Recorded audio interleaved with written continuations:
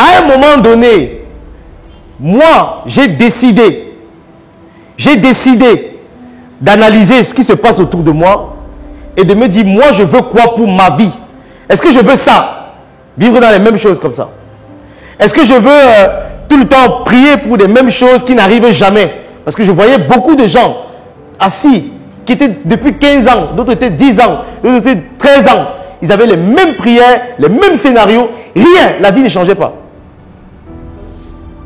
Et c'est ce jour où j'ai décidé de me développer et de dire, je vais voir pourquoi, qu'est-ce qui bloque.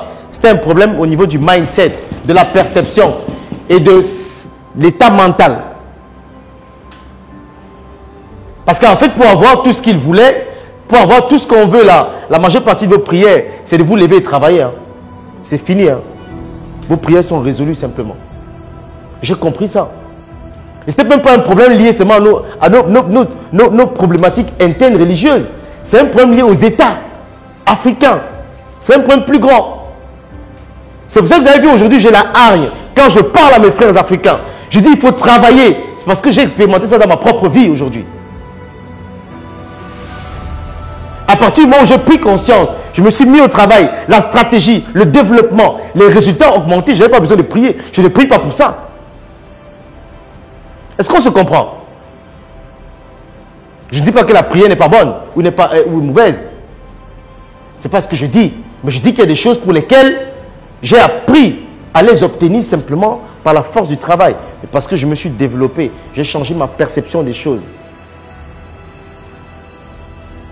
Ce soir, il y a un message profond qu'on vous fait passer. Chacun. C'est que vous avez entre vos mains, vous êtes libre de vous développer, d'aller à gauche ou à droite. C'est vous de le faire. Vous êtes libre de répliquer le même modèle que vos parents, que ce que les gens ont fait, que votre société a fait, que vos voisins vous ont enseigné, que vos oncles, je ne sais pas avec qui vous avez grandi. Mais vous êtes libre de répliquer ce modèle-là et de vous plaindre à la fin de votre vie que c'est la faute de votre oncle. Ou vous êtes libre de changer le schéma, de développer ça, de vous séparer de ce que votre oncle vous a dit et de choisir vous-même ce que vous acceptez pour votre vie. Vous êtes libre.